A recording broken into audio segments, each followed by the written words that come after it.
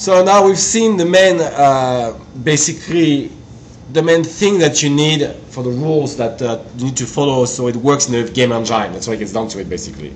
All right, and that's just the mesh. Now let's get to what we need to do to actually do it.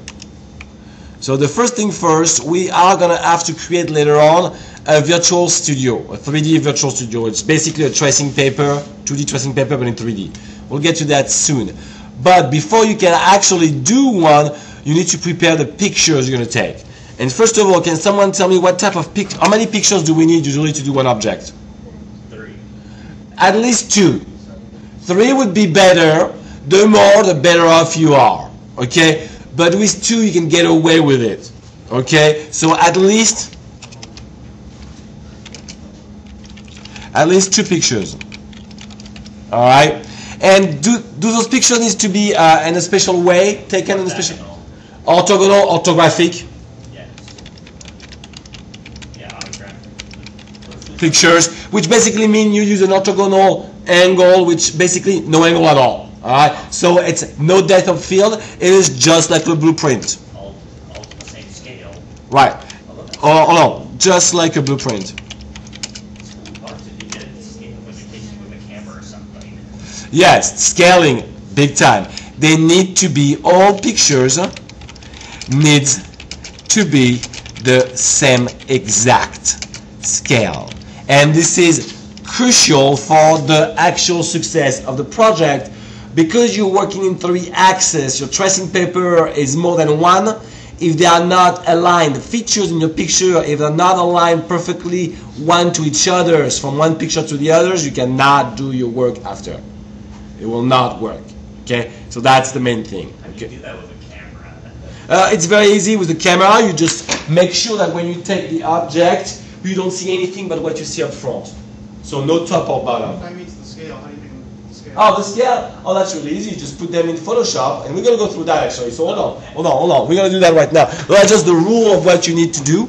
Okay. Now let's go and let's create a setup like that. It's really easy. Let me show you one. And very often you'll get drawing.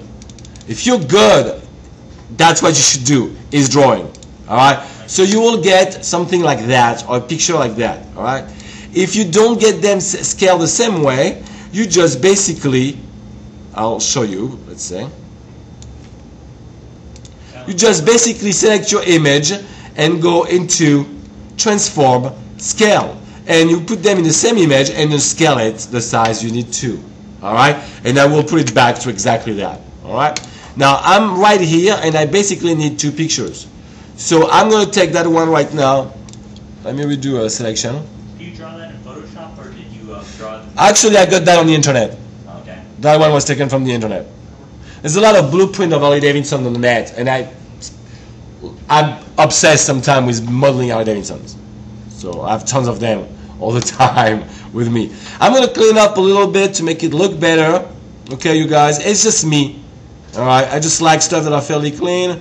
So I'm just going to, you know, clean the wheels right here so they don't show for now. I'm going to save that as, well, first of all, I'm going to look at the size of it, image size. And I say 346 by 480 by 181. Okay? So I'm going to be save as for web. I'm going to make it a JPEG for now because it's light like that. Save, and I'm going to give him exactly that size. Okay? With 341 by 181, whatever. All right? So something like that, for example. All right? Sorry, what do you just said in one of the views? Yeah, one of the views right here, and I looked at the size right there, and I'm looking, it says 346 by 181, and I go File, Save As for Web, and I select JPEG, Save As, and I say Side Main 346 by 181, and like that I know what size it will be. Alright, then I go to the window right there, I go to the history, and I undo what I did so I can go back to the previous one. Right here. And deselect that to make another selection of the other side. I'm going to crop that up, clean it up. Oops, not that much.